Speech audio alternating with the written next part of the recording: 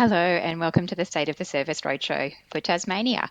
My name is Jenkins. I work at the Department of the Prime Minister and Cabinet. I'll be your MC and facilitator today. I'm coming to you from the foothills of Kunani and pay respect to the traditional and original owners of Nipaluna, the Muwinina people. I pay respect to those that have passed before us and acknowledge today's Tasmanian Aboriginal people who are the custodians of this land. It's really terrific to be joining you today from Hobart with some fabulous panellists. All of us have great connections to Tasmania and we're really looking forward to sharing our stories with you. Today's session is going to commence with a keynote address from the Deputy Australian Public Service Commissioner, Pat Hetherington. This will be followed by a short video and then a panel discussion where you in the audience can ask questions of any of our speakers here today. Our panellists are Ellis from the Australian Antarctic Division and Sandra Whight from the Bureau of Meteorology. They'll join Pat on the panel and answer your questions. I'll tell you a bit more about Kim and Sandra later. A few little housekeeping things before we get started. If you've got any issues, please send us a message via the GovTeams chat box.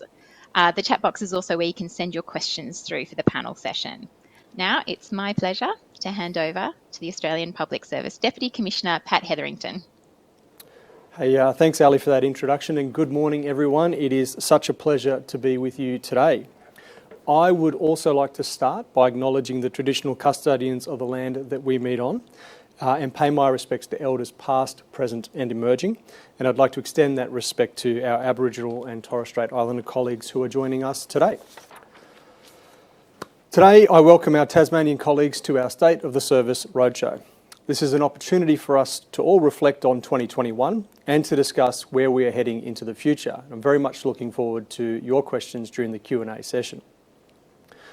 It's been a tough year for many Australians, on top of a tough year before that. As there are more than 3,000 APS employees in Tasmania, I'm pretty certain that everyone listening today will have been impacted in one way or another. I probably should say 3,001 APS employees in Tasmania because the Australian Public Service Commissioner is down there as we speak. As a nation, we continue to deal with the impacts of the pandemic and other recent events across the country. The challenges that have been thrown to the APS over the past year have been significant, and in my view, your ability to continue to perform and deliver for the Australian community during these extraordinary times is admirable.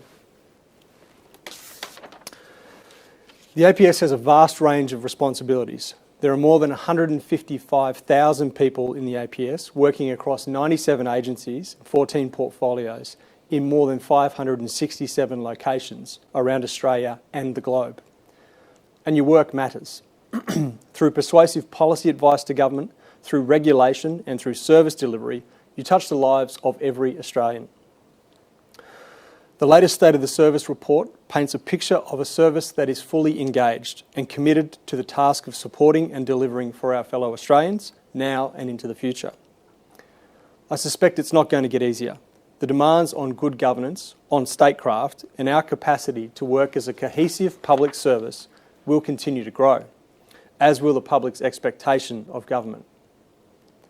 The world around us is fast evolving, with our attention dominated by crises over the last 2 years, both at home and abroad. For the APS, this has meant making rapid changes under increasing pressure as the needs of citizens and governments shift dramatically. The pandemic continues to illustrate the increasing complexity of our work, a public health crisis with implications for our economy, our regulatory system, national security, and how we deliver services, integrate technology and data, and mobilise our workforce. This pandemic will continue, but this pandemic will pass but the challenges around geopolitical and societal volatility, technological change, and economic disruption will not. To continue to effectively serve the government and the Australian people, we will need a public service that is driven by data and the sophisticated utilisation of technology. We will need an APS that is collaborative and works as one enterprise in dealing with increasingly complex and interconnected issues. To effectively serve the modern Australian community, diversity in the APS of ability, culture, gender and age reflective of our Australian community is key, along with an inclusive culture to leverage the breadth of perspectives and expertise that reside in each and every team member across our great organisation. And fundamentally, We need an APS that is committed to its values, to service, one that is ethical, respectful, accountable, and impartial. So, where are we heading? Public service reform is a never-ending journey. I'm sure Ali can talk at length to that as the head of our reform office in Prime Minister and Cabinet. Much of it is about cultural change, and that takes both time and coordinated leadership.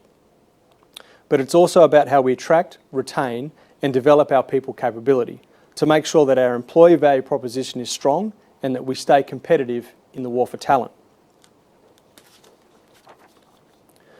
The independent review into the APS by David Thodey proposed wide-scale changes to ensure the APS was fit for the future. The report focused on the need for a more joined-up, people-facing, data-enabled, capable and trusted public service able to deliver effectively in a radically new operating environment.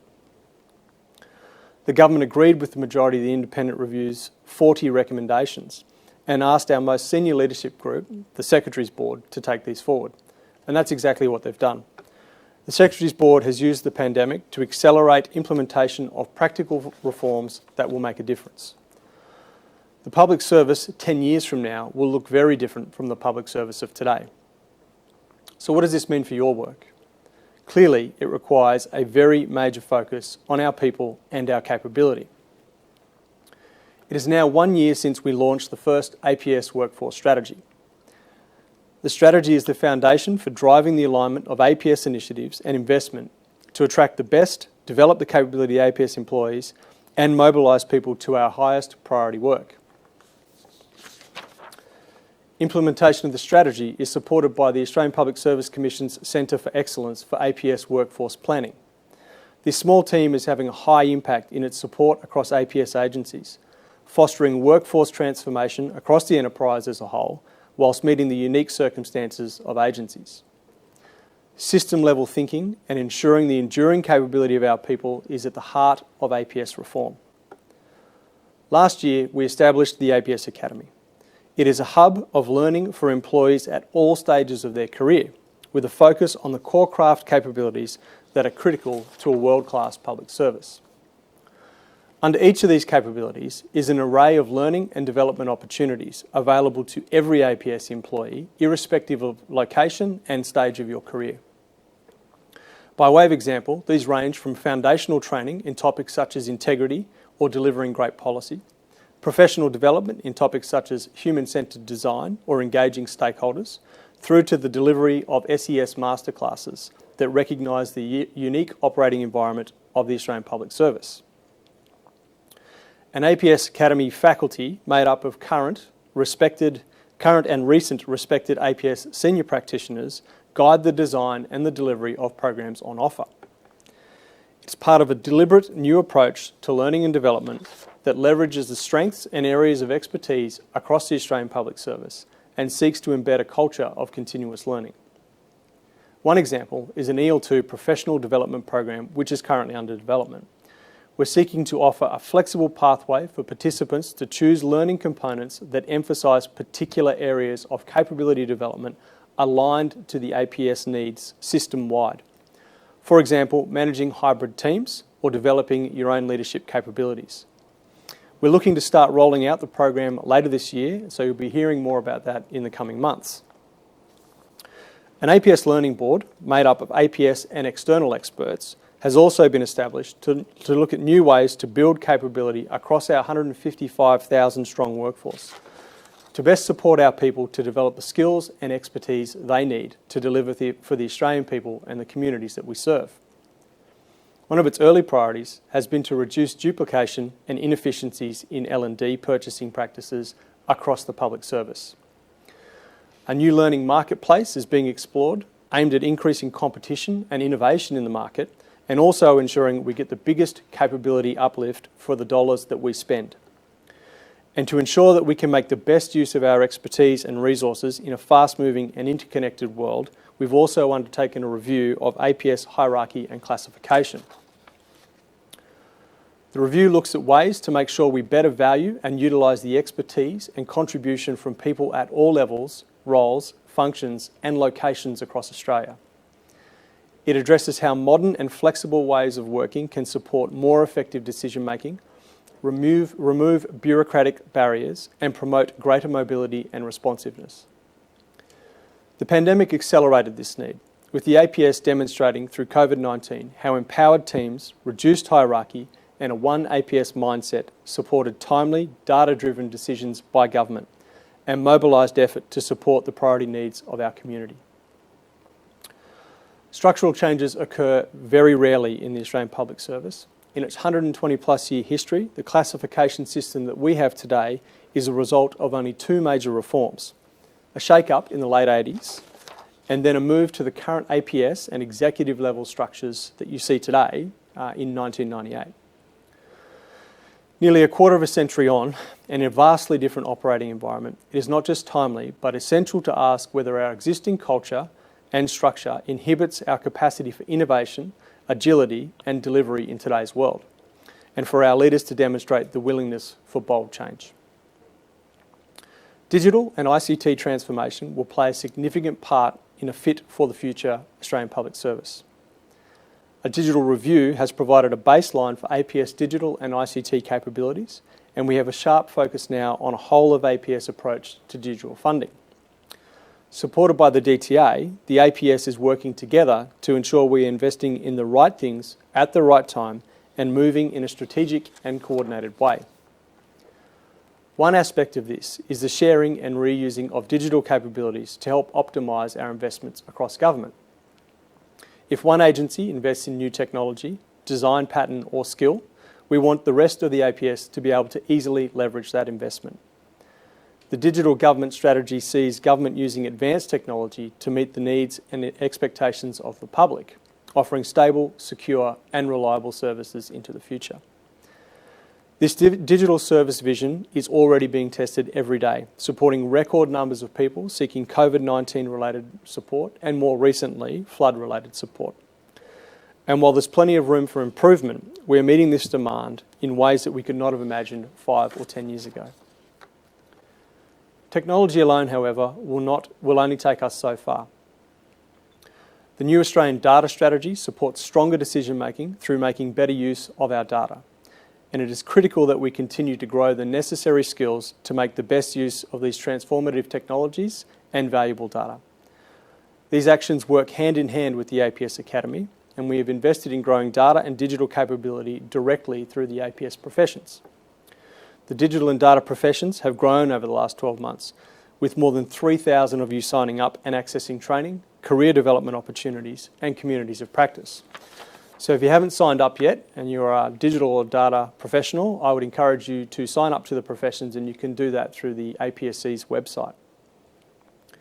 We've also had a record number of applicants and participants coming through our data and digital entry-level programs. Ultimately, however, improved APS capability is about delivering tangible benefits for our community. We need to be vigilant and remain grounded in our approach to what needs to change and what remains of enduring value. A fit for the future APS requires us to manage the increasing complexity and interconnectedness of issues and the expectation of government and the Australian people. And we have to look ahead at the shifting horizon. Our reform ambitions need to keep moving with the changing landscape and also with the changing nature of the work and the workplace, often dubbed the future of work. First, we are living through a fundamental transformation in the nature of the work we do and the skills we need for a high-performing APS. Digital technology pervades work environments everywhere. To be a leading digital economy and to take advantage of changes in machine learning, advances in artificial intelligence and digitalisation, the APS needs to scale its digital infrastructure and skill its workforce. 71% of agencies have said they have critical skill shortages, with data, digital and ICT being the most frequently reported. To illustrate, Australia is estimated to need approximately 156,000 more digital technology workers by 2025, against a backdrop of a global skills shortage in this space. In reality, we're in a fiercely competitive labour market for talent, and we need to get better at keeping up with the rapidly changing skills requirements of our workforce. We're making progress to building strong capability pipelines for data and digital careers in the APS with initiatives like Career Pathfinder. At the same time, we need to develop data and digital literacy across the whole workforce.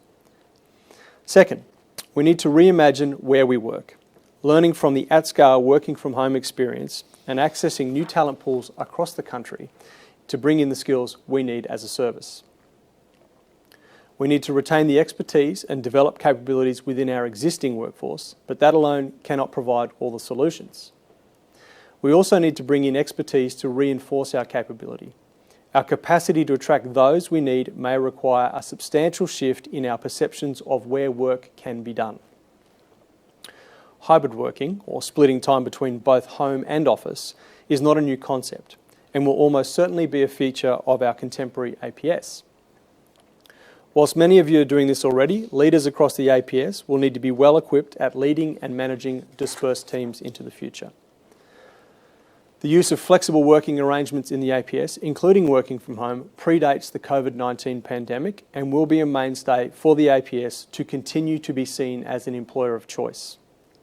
However, we must continue to strike the right balance between flexible work arrangements and delivering on behalf of the government and the Australian people.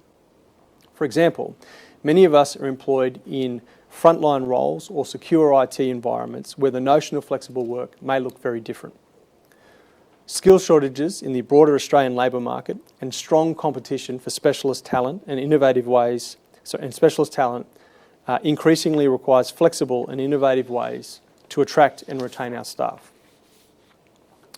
For example, most of the digital and data roles are advertised within Canberra, but we know that more than 90% of the talent with digital and data skills are located outside of the ACT. Decisions about flexibility and where we work can remove the geographic boundaries of recruitment. This also presents an opportunity for the APS by bringing us closer to the communities we serve, helping to improve service design and delivery. Crucially, however, in a competitive war on talent, it enables us to tap into labour markets right across the country. Third, the experience through the pandemic has shown the flexibility is possible in the APS, and new ways of working can empower staff and deliver really positive outcomes. One of the successes of this period has been the ability of the APS to work together with new opportunities for collaboration between agencies. Public servants have also been deployed across the APS at a pace and scale that we've never seen before. One example is the APS Surge Reserve. More than 4,500 people were deployed over the past 2 years from across the APS to surge into priority areas of work. As we speak, approximately 500 people are deployed to Services Australia from around 23 APS agencies to assist in processing disaster payments to Australians as a result of the devastating floods in New South Wales and Queensland, which is an ongoing crisis. This collaboration and enterprise-wide approach means skills, knowledge and capacities can be drawn across organisational boundaries to better meet the urgent needs of Australians. The need for collaboration across traditional agency lines will continue. We will need to ensure that our culture and structure are well suited to this way of operating.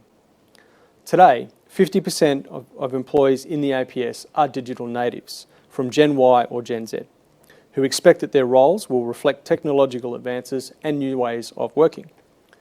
Building on a strong platform of continuous reform and to prepare for the future of work, a new Future of Work Secretaries Subcommittee and cross-agency task force has been established to develop practical and evidence-based actions to ensure that we attract, develop and retain the capabilities that we need in the service. I want to finish up by talking about the relationship between the public service, ministers and their officers.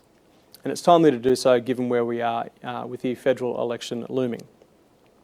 Irrespective of outcome, it will signal a renewed agenda from the government of the day. Our caretaker conventions guide our approach once election is called and we enter the caretaker period. Each of us should already be talking about how the caretaker conventions will apply to our work. How the APS manages transitions in an election context is one of the ways in which we act impartially and demonstrate our wider stewardship. One of the great strengths of the Australian democracy is the way we manage transition between governments or ensure the continuity and renewal for a returned government. This, of course, is underpinned by the preparation of incoming government briefs. sometimes known as the Red and Blue Books, provided to the party voted into power by the Australian people. The smooth management of transition is fundamental for the safety and prosperity of Australians. But more than that, a strong partnership between the APS, ministers and their staff is at the core of our Westminster system, and it operates at its best when characterised by mutual trust, respect and confidence.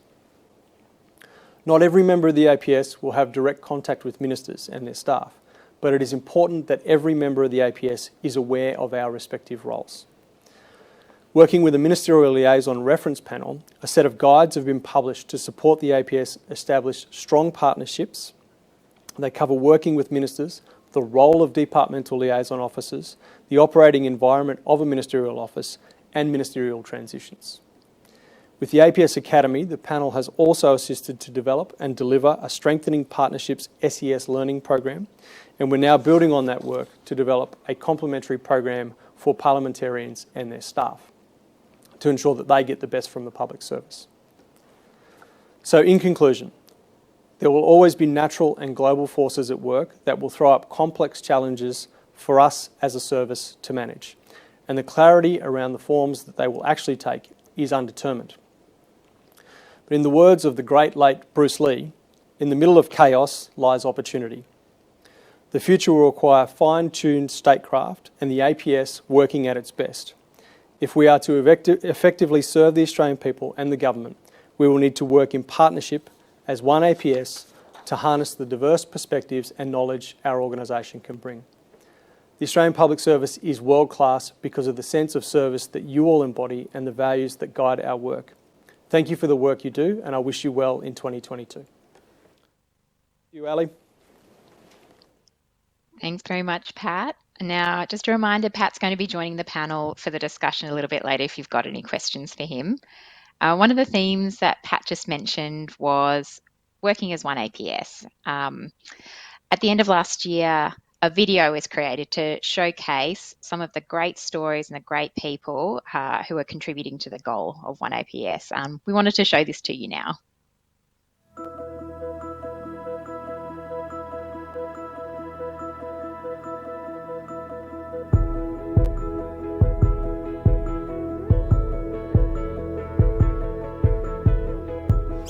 Hi, I'm Kanshi from Newcastle. Hi, I'm Mark from Hobart. I'm Yana from Canberra, which is Ngunnawal country.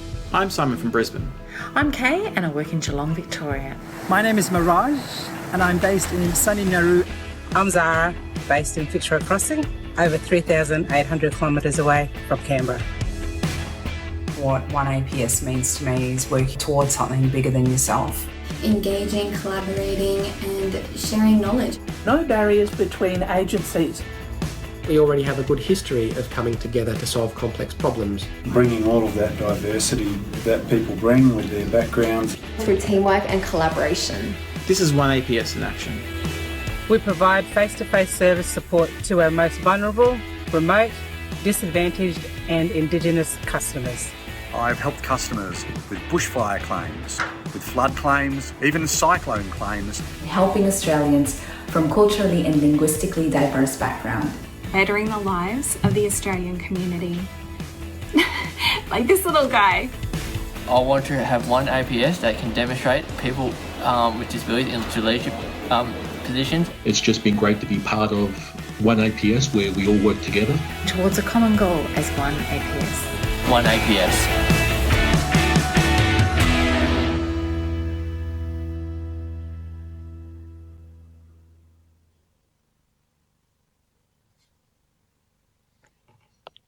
So we're going to move on now into our panel discussion. A reminder, if you've got a question for the panel, please just send it through to the question and answer tab on GovTeams. If you see a question that someone else has asked and you want to hear the answer, you can also like the question to vote it up. So we've got some excellent panellists here today, Kim Ellis and Sandy Whight joining Pat. Kim is the First Assistant Secretary and Director of the Australian Antarctic Division within the Department of Agriculture, Water and the Environment. Kim is responsible for the leadership and management of everything that we do in Antarctica, implementing the Australian Antarctic Strategy and 20-year action plan. And I think he's the custodian of a pretty nice icebreaker. It's great to see you, Kim. Thanks, Ali. Sandy is the General Manager, Decision Support Services at the Bureau of Meteorology, with responsibility for leading her team of specialists, shaping policy, and preparing communities to be resilient and safer from the impacts of weather and natural disasters. Sandy's joining us from Adelaide today, but she's normally based in Hobart. It's really great to see you, Sandy. Morning. Lovely to see you too, Ali. So my first question is for you, Sandy. As the APS manages back-to-back crises, from COVID to natural disasters, what are your tips for maintaining resilience at work? Thanks, Ali. It's a great question, and we can all be really honest and say the last 2 years have actually been really intense for everyone. And like most APS agencies, and I'm sorry, the light in this room I'm in just keeps flicking out, so I'll just have to shake my hand a bit, get the lights on. We've had a combination of COVID and back-to-back severe weather seasons. And at the moment, of course, obviously these recent tragic floods, but we've also had massive heat waves in Western Australia and bushfires in that part of the country as well. And it can be really part of human nature, I guess, in those situations to just focus on survival and just turn up, do what you need to do. So our real focus has been making sure that we can get our people to move beyond that survival mode. And I'm a real advocate for making sure that we have really good systems in place and processes to lean on, that we're really honest about how we communicate, sharing the challenges, sharing that it's hard, and being really authentic in the way that you do that. And we're also dealing with other complexities like shift work and covering a national footprint. We've got people embedded in other agencies. There's been different COVID protocols as we move from state to state and agency to agency. So just being really clear and transparent in your communications to help staff really navigate that and have processes that set the right principles so that you can cater for all those different complexities. And I should also say that during the pandemic as well, quite a few of the Bureau people were also redeployed to Services Australia early on to help support those Australians who found themselves out of work and facing hardship. And that redeployment actually was a really big exercise, operational strain, but actually it was a really great experience. And we saw that those who were deployed to Service Australia, they could actually really start to see that power of the APS collectively and rising to that huge challenge in a really combined way and really start to see the full breadth of the work that the APS done. And it's been really valuable in seeing them bring back those learnings on and how that's been able to be developed and changed into how we think and approach customer service within the Bureau itself. I guess coming back to how we foster the resilience, in the last 2 years, there's some things we've been doing regularly, and we've been ensuring that our shift workers and incident management teams manage their fatigue and health appropriately, so really monitoring and tracking that carefully, making sure that those people are really aware of their entitlements and responsibilities. And we've made sure that our health and safety environment and organisational development colleagues are actually at the table and that we're following their guidance on how we reduce those risks to our people and promoting resources like the Employee Assistance Program and the training for our leaders. And we've also really lent into this culture of connection, so running virtual monthly Bureau Connect sessions through MS Teams, featuring guest speakers. We've covered all sorts of things like Indigenous astronomy to the Million Year Ice Core project down in Antarctica, and that's just been a really good way to get people together. It's been a time where we've had to constantly adapt, and I think that literally having to do one thing after another, and that's the world we're living in now. And so to keep going, we actually have to keep having conversations like this as well, recognising that it's been tough, talking about what's worked and what we can chalk up to being a learning experience, but to continue to build on our foundations and learn from each other and try new things and help re-energise our people that way too. Thanks for that, Sandy. Now, my next question is for you, Kim.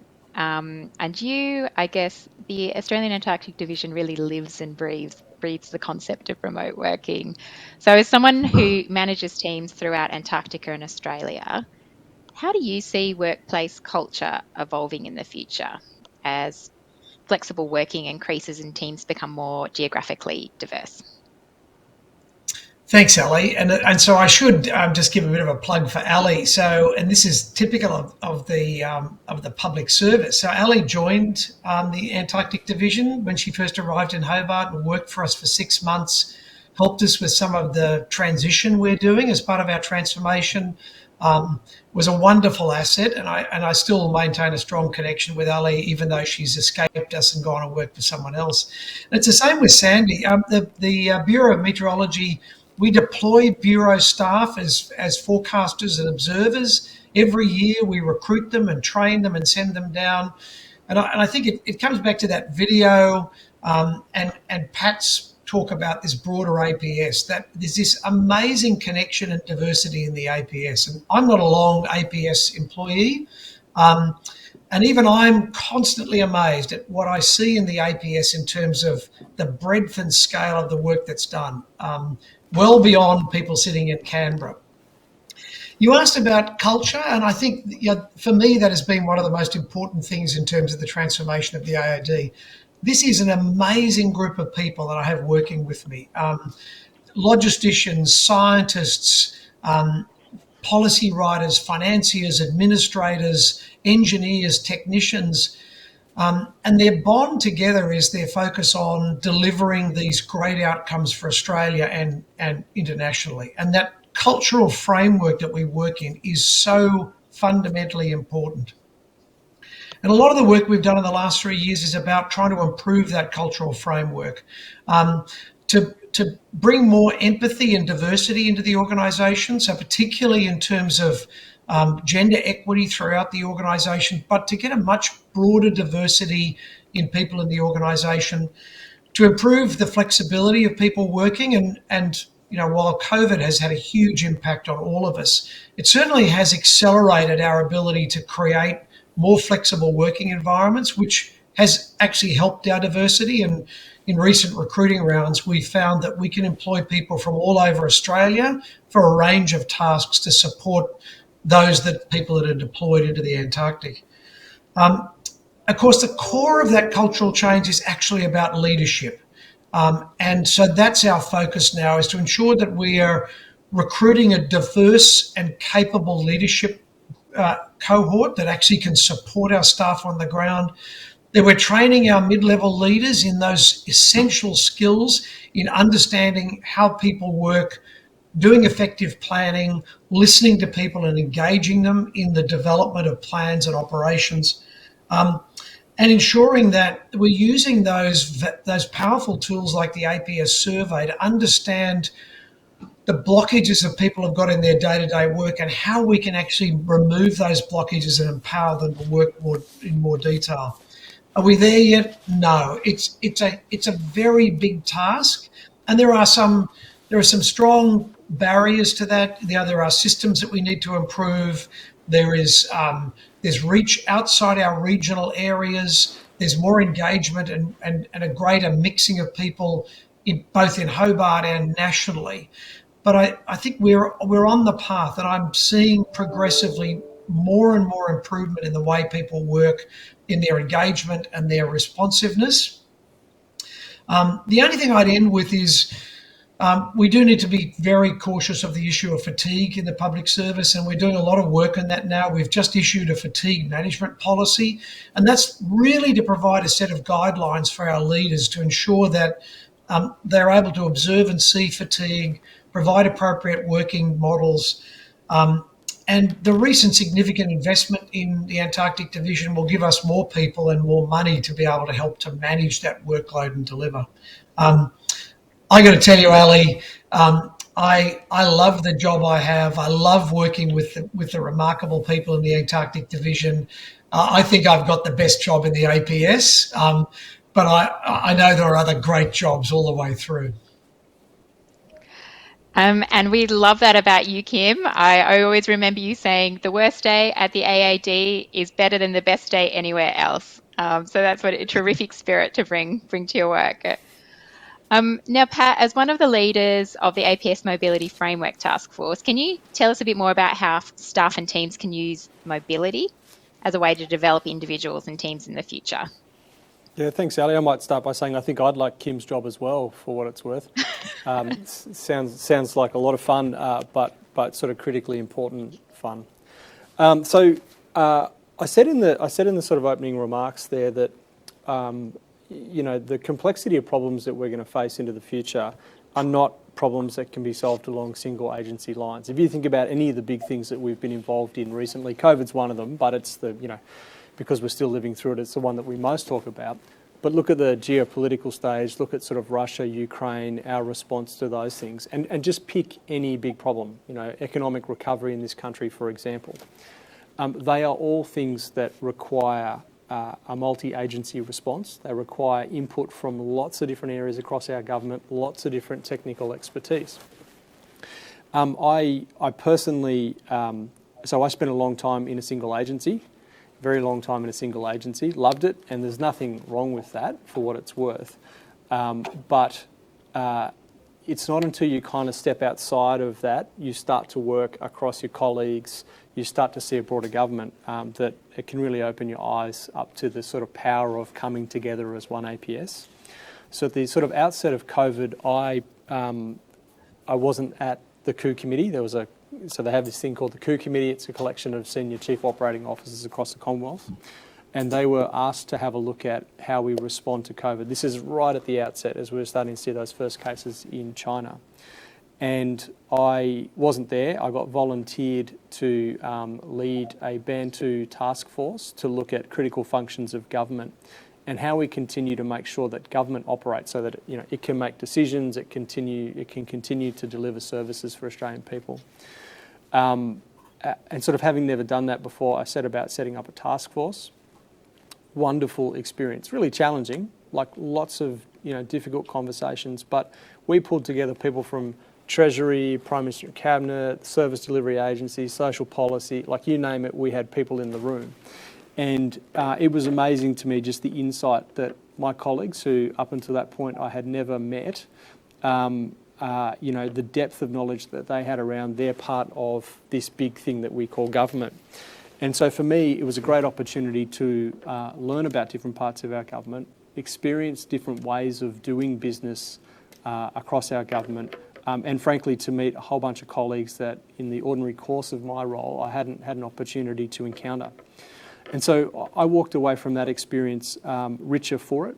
I felt like I knew a lot more than I had going into it, and that I had a group of people that I could reach out to. I suppose following that, I spent a bit of time down at Services Australia. So this is literally how the story goes. I get a call on a Thursday from Rebecca Skinner's office, who's the CEO of Services Australia, and she says, can you come down for a meeting this afternoon? So I said, yeah, I'd love to come down for a meeting. So I go down to Services Australia and I sort of get handed a phone and a laptop and some keys and said, look, we need you to stay and help mobilise the public service into Services Australia to help out with the huge increase in job seeker payments that we were experiencing. And, it was really challenging, like really, really tough. And many people watching this and many people across the service contributed in their own way to that effort, but so rewarding. Like I was in a new environment, working with new people, all sort of focused on achieving one outcome, and that was really to make sure that Australians had food, water, shelter, because lots of people were doing it tough. So it was helping Australians at their most vulnerable. We managed to bring 2,000 people from across the service into Services Australia at that point. And really get on top of a huge demand for support by Australian citizens. So I guess a very personally and professionally rewarding experience. Again, I saw a new way of doing business, a new part of our government, and some of the just amazing innovation and dedication that our public servants have to the tasks that they perform. And again, expanded my network exponentially in a short period of time. So that's a personal experience.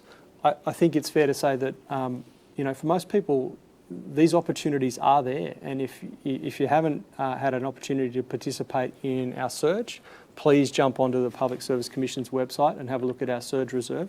Great way for you to get out and across the system and experience new ways of doing things. I know a lot of people that surged into it. A lot of graduates surged into Service Australia at the outset. Had a tough time. It was a tough time for everybody. But as I speak to them after the event, many of them have indicated to me that probably the best way to start a public service career and one of the most rewarding things they've done in their lives. So if you want to be involved in surge activities, if you want to join task force to solve complex problems across government, there's plenty of opportunity to do that, and you'll find a lot of information on our website. Thanks, Ali.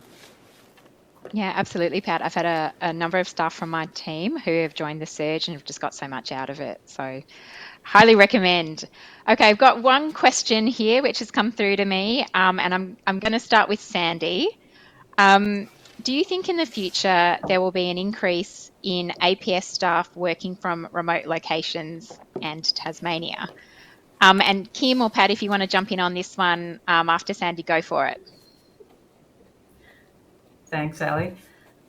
Firstly, I'd say that the APS actually already has a lot of people working in remote locations. I mean, absolutely, we've got Antarctica. We've got people working in places like Willis Island. We've got people working through remote communities all across Australia. And we've got people working in Hobart too. Certainly what I think we've seen with COVID, that there has been a change around that expectation, and that absolutely goes beyond the APS as well. I think it was something like 43,000 people have moved into regional Australia in 2020 and in the last sort of 2 years alone, and that really hasn't shown any signs of slowing down. And I've certainly seen it in the Hobart office of the Bureau. It's certainly been a very popular location for people to move to. We've just got to be really careful how we manage the remote working requests en masse. And they have to really be considered in terms of the work that's being undertaken as well. And I certainly look at some of the operational functions that the Bureau has. There is a reason why you want your operational people who are making time-critical decisions together in the same room, being able to have that back and forth kind of conversation. So I think there's going to be a decentralised workforce. There's no question of that. We've also got to think about the specific equipment that's required and the security provisions that are necessary as well. So it's not as simple as we can do it, so we should just do it all the time. I think we've just got to be really careful in how we consider the nature of the work that's being undertaken, what's appropriate, and what the right balance is as well as part of that. Ali, I might jump in there if I can as well. Look, just support everything that Sandra said. There are so many different operating environments and contexts in our public service. I mean, there are so many. If I take the Antarctic division, it's but one interesting and diverse part of, agricultural, water and the environment portfolio, which is amazingly diverse as an organisation. So within that one organisation, there are so many different things that they do, which means practically kind of common rules for working at home and a common approach for this flexible work, I think are probably a little out of reach for us as a service. I think it's got to be contextually fit. If you're working in a high secure environment, we're not going to turn everyone's home into a secure environment. That's unlikely to happen. But that doesn't mean that if governed well, and if we understand our operating environment and we understand the needs of that environment, and we keep a very clear focus on what we need to deliver as organisations, that we can't lean more into these notions of flexible work. And they can look like many, many different things. And I said it in the remarks, but importantly, we've always done this. Like, we've actually always had a capacity for remote work, and people have employed that for many, many years before COVID. And I'll just say one more thing before I stop talking. If you haven't seen it in the budget context, we just announced or just put through the budget papers that we're going to be looking to establish APS regional hubs, and we're looking at data and digital hubs. We haven't yet determined the locations for those, but this is a pretty clear-eyed view about how we can extend the public service reach into regional areas. And make sure that people don't have to necessarily leave the community that they're in to have a rewarding career in the public service. And so there'll be more about that later, but very much front of mind for us. Pat, I might Ali, have a question. Yeah, okay, you go, Kim. Sorry, Ali, I was just going to, on a really positive side of that, we've just been allocated more than $800 million in additional funding for Antarctic operations and over 100 new positions. So, I've got to fill those. So that just indicates the growth of the regional Tasmanian area. And just the other day, I had a senior colleague out of Agriculture, Water and Environment come and talk to me about, did he think it would be successful if he started recruiting people to work remotely from Tasmania? I said to him, of course, the talent's here, but I don't want him to do that because I want those talented people in the Antarctic division. So it comes back to that. Yes, there are great opportunities, and I think there's increasing competition in regional areas for good people to get jobs. And I think it's so important to have that open-mindedness. I know a few years ago, I would have been unheard of to have someone working in a leadership role at PM&C from Hobart, but often now nobody bats an eyelid. So it's been great for me. Pat, I did want to come back on one question that's come through from our audience, which is, does the greater standardisation of ICT systems and a focus on oneAPS risk just greater centralisation in Canberra? How do we remain responsive to local conditions and needs? I think we've covered that a bit in the conversation, but I just wanted to see, given it's been asked, if there's anything you wanted to say about that. No, I think we have sort of covered it a little bit, and there's lots in that question. It's a really good question. So you've always got to get the balance right. So centralisation of things like ICT, for example, and this notion of cybersecurity hubs. There's some efficiency in that, and there's some risk reduction activity in that. So we might pursue it because it makes sense to do it in that context. But as I outlined before, I mean, we know that the talent is not all in Canberra, right? I mean, we have done the analysis on this. We've seen the data. We know that if we advertise certain types of roles in Canberra that are critical to our capacity to deliver as a service going forward, the chances of actually employing someone are vastly reduced. And so, no, I don't think where we've made decisions to kind of bring things together and centralise things, I don't think you should infer from that means we're not committed to looking at how we can use our geographic disbursement across Australia to greater effect. So, it's always a balancing act. You've got to look at those things that you choose to centralise, but people shouldn't read into that we're taking the focus off regional areas or places outside of Canberra. Super. And Pat, really looking forward to hearing more about the regional hubs and different academy sites. It'd be, just terrific to see what we can do with them. Sandy, I'll come back to you. And I know you've had a number of different roles in the APS and in the Tassie States Service. Do you have any thoughts on what the APS is going to be like in 10 years' time, if you're looking kind of towards the horizon? What changes might an APS workforce, might want to anticipate? Look, I've had a really privileged career working in the public service. And I think it's a privilege. I think it's a real privilege that we get to serve the community. And I've generally worked in emergency management type roles. So very operational, a lot of operations response. In 10 years' time, just hearing Pat talk about these regional hubs for me is really exciting because I think it shows a genuine shift of APS distributing people regionally.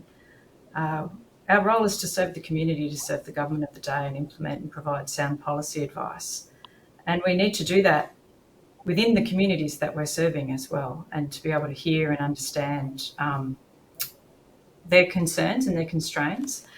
And absolutely, we have a national focus in the services we deliver. There's no doubt about that. And I look at the Bureau and we absolutely have a national focus and a national service model.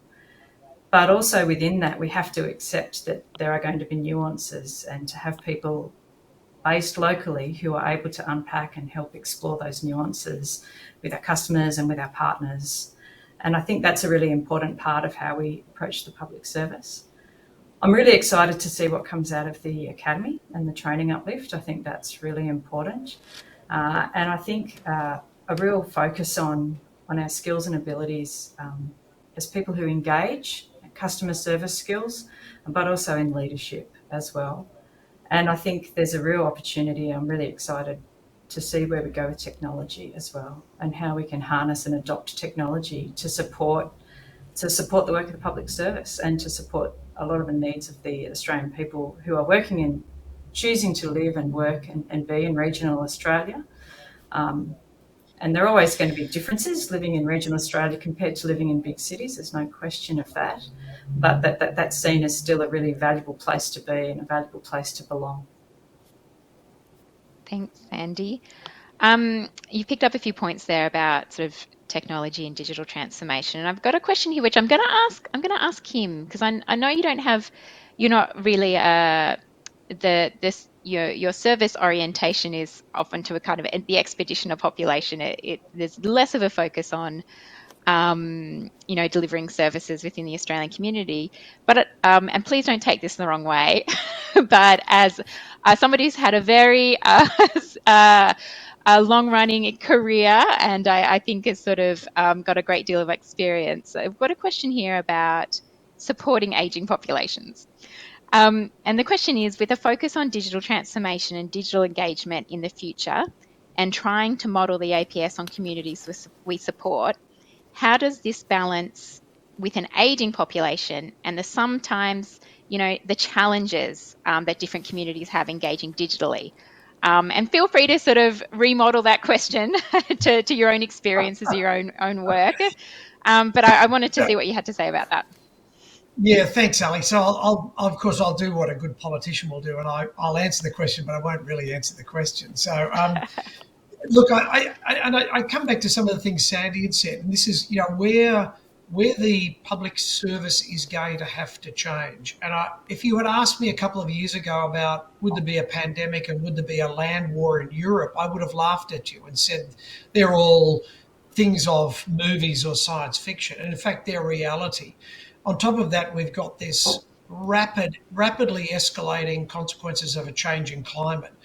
And what I see is increasingly the community and our leaders are leaning on the public service to solve this. Pat mentioned, the surge requirements to get payments out to people. And we see that right across the demands on the Bureau to actually forecast more accurately on weather outcomes. The demands on the Antarctic Division to provide better science to answer more detailed questions about the impacts of climate change, the impacts on the Southern Ocean, issues to do with food security. So we're in this incredibly rapidly changing environment. It's really difficult to predict exactly what the future is going to be. But there are some cornerstones that we're going to have to lean on. I talked earlier about leadership. I think that's a key to flexibility and capability, is having good leaders.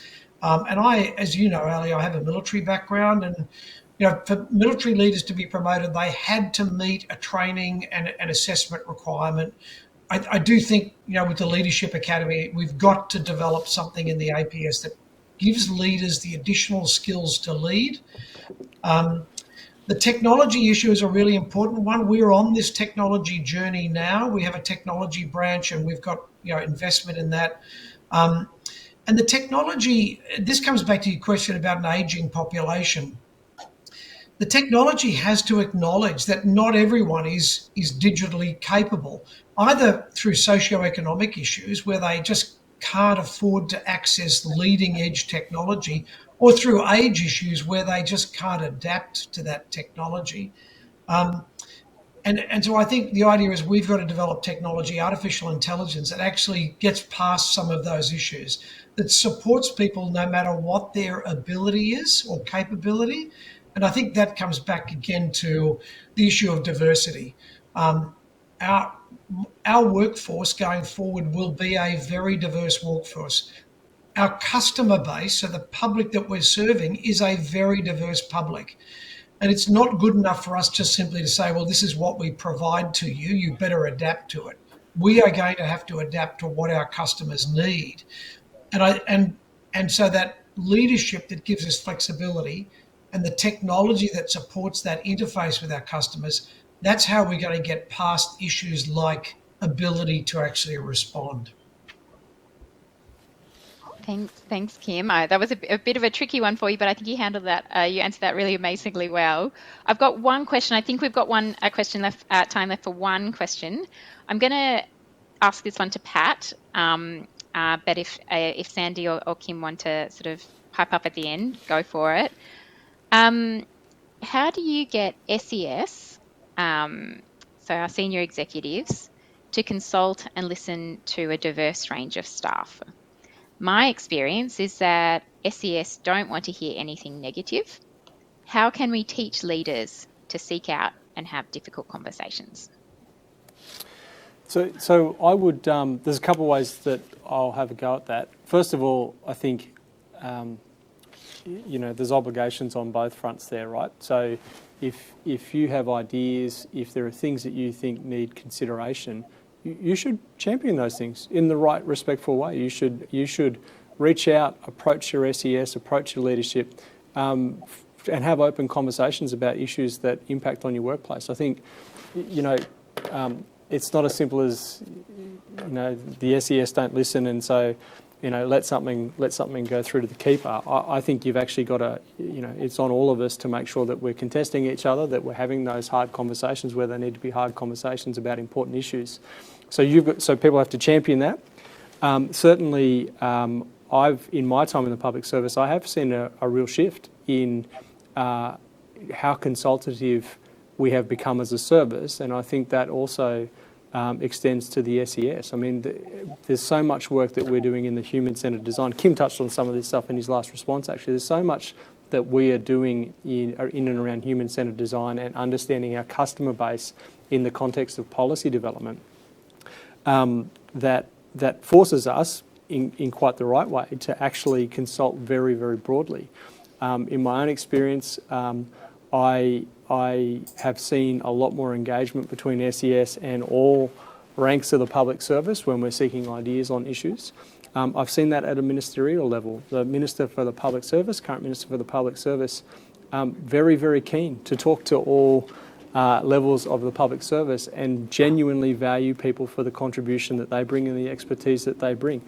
It is why we are embarking on a hierarchy and class review, hierarchy and classification review. I said in my opening remarks, we know that there's an enormous depth of talent in the public service at all levels. There is genuine subject matter expertise and lots of good ideas right across the system. And so what we're after in things like hierarchy and class review is how do we get access to that? How do we make sure that those ideas, that decision making can happen at the right level through our organisation? So it's a really important point that you raise. I'm not sure that I've answered it to your satisfaction, but I do think we are very much shifting in the right direction to make sure that we are leveraging all of the capability that exists in our service. And you will see more about the APS hierarchy and classification review in due course. So thanks for the question. Sandy, anything you wanted to add to that? I actually think I really like Pat's answer, actually, not to just pass the buck too much.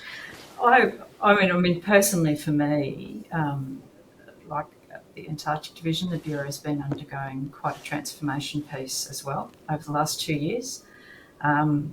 Lots of time in conversation with staff, and it's not just about, talking to people is really important, but we do put out surveys, and as a leader, my responsibility to say, you took the time to complete the survey, here are the outcome of those results, and here's me providing answers and giving you feedback on that information that you've provided, and not just going, okay, that's very nice, and moving on to what's next, but actually taking the time to keep going back to people, talking about those responses.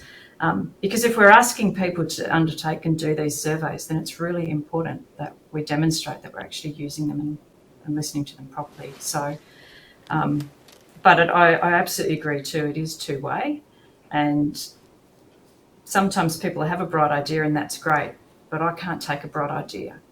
But if you can sit down, flesh it out properly, start to look at, talk to your immediate supervisors, actually start to present it up as a proposal, then that starts to become a much more different conversation. And Kim, any last reflections from you? Ali, yes, it's a journey we're all on, and we undoubtedly make lots of mistakes in this. We've got in the summer season over 600 staff, and I try and get out as much as possible. I go to the Antarctic and mix with the expeditioners. I try and have coffee with individuals, and I'm sure I make a whole lot of mistakes in the way I respond to people and deal with people.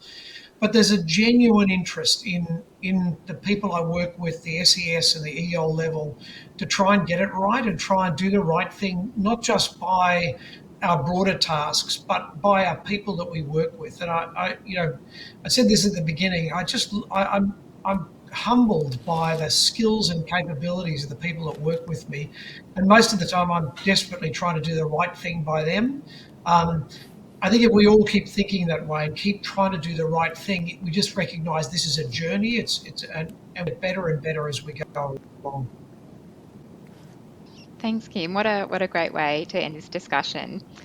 Thanks so much to Pat, to Sandy and Kim. It's been great hearing about your experiences and your answers to these questions today. And thank you to everyone out there who's been watching, contributing, asking questions or voting questions up. We haven't been able to answer all of them, but I gather that the Australian Public Service Commission will be sharing those questions within the Commission and also with the panel members. A recording of the session will be made available on the APSC website as well. So thanks, everyone. It's been a pleasure talking with you.